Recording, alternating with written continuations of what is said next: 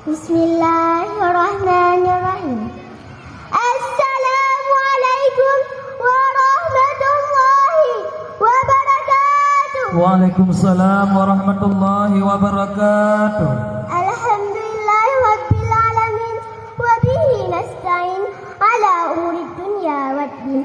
Wassalatu wassalamu ala asyrafil anbiya'i wal mursalin wa ala alihi wa sahbihi ajmain.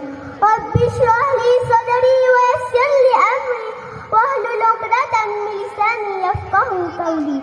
Amma ba'du. Di awal langkah yang pertama, marilah sama-sama kita panjatkan puja dan puji dan syukur atas kehadirat Ilahi Rabbi Allah Azza wa Jalla, yang mana oleh Allah Tuhan semesta alam, karena atas berkah dan rahmat dan hidayahnya kita semua dapat berkumpul di tempat yang diridai Allah ini. Dan selanjutnya salawat dan salam kita curahkan kepada tokoh revolusi Islam. Siapakah beliau?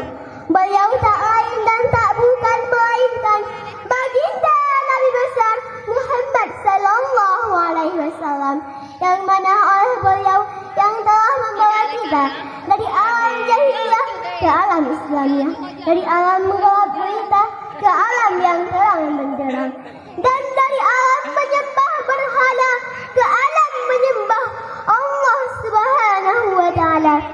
Dan juga salawat dan salam kita kirimkan kepada dan sahabat beliau yang seperjuangan dengan beliau, yang rela istrinya menjadi janda dan anaknya menjadi yatim demi menegakkan kalimatul haq, yakni kalimah la ilaha illallah Muhammadur Rasulullah. Kata-kata ketakziman wal ikraman ulun tuan kepada Abu Dibai selaku pimpinan Dahadarul Kamaliyah Masjid Raya Kaumawa beserta keluarga beliau. Dan selanjutnya kata-kata ketakziman saya kepada Pak Goshi Gampong Cot Nuran atau yang mewakili.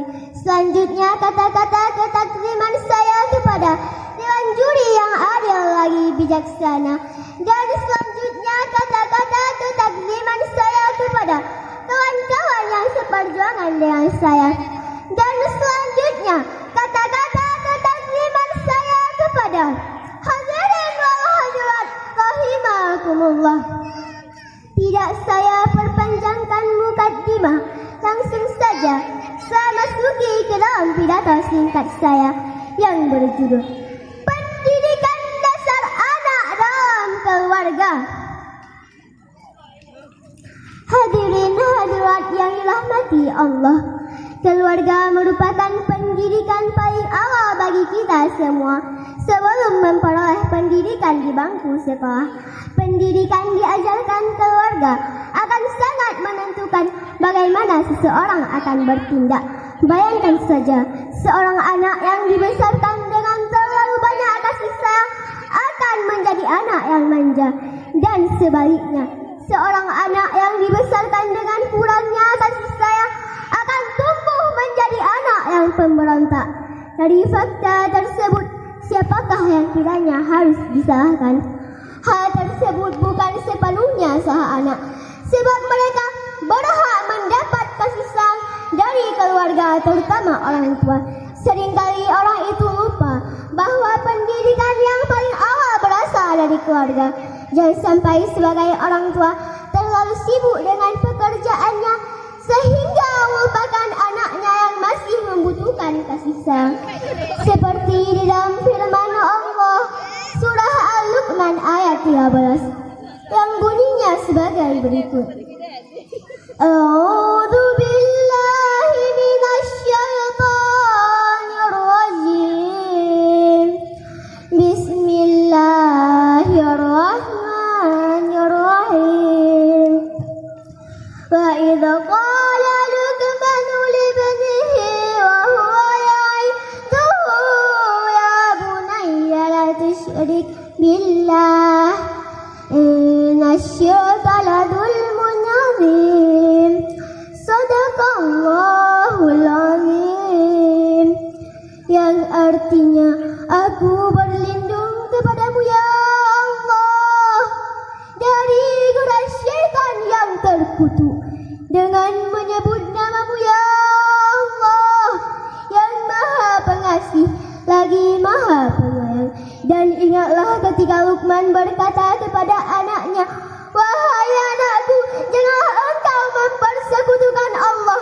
Sesungguhnya mempersekutukan Allah ialah kezaliman yang besar.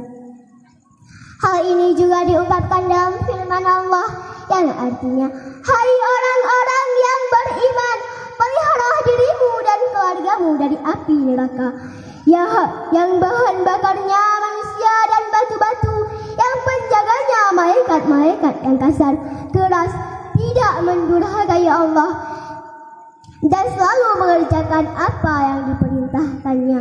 Quran Surat At-Tahrim ayat 6. Hadirin hadirat rahimakumullah, dalam pemahaman saya yang masih awam, keluarga memiliki peran penting dalam mendidik dan mengukir karakter anak. Kata Syekh Abu Hamid Al-Ghazali, kena tidak ummi abi, saya juga tidak kena. Apa kata Syekh? Kata beliau adalah, anak adalah hamba Allah bagi orang tuanya. Hatinya masih suci bagaikan permata alami yang bersih dari pahatan dan bentukan. Jika dibentuk baik, baiklah dia. Dan jika dibentuk jelek dan dibiarkan seperti binatang tanpa ilmu dunia dan akhirat, niscaya menjadi jahat, maka dosanya ditanggung oleh orang tuanya. Hadirin hadirat yang saya cintai, anak-anak pada waktu zaman sekarang sudah sangat berkembang. Kecil-kecil sudah pandai pegang HP, Iqra belum bisa, HP sudah pinter. Besar sedikit lagi pandai main game, besar lagi pandai nonton video, besar sedikit lagi pandai video call, besar lagi pandai main ship. Bagi laki-laki, bagi cewek emang nelpon pacar.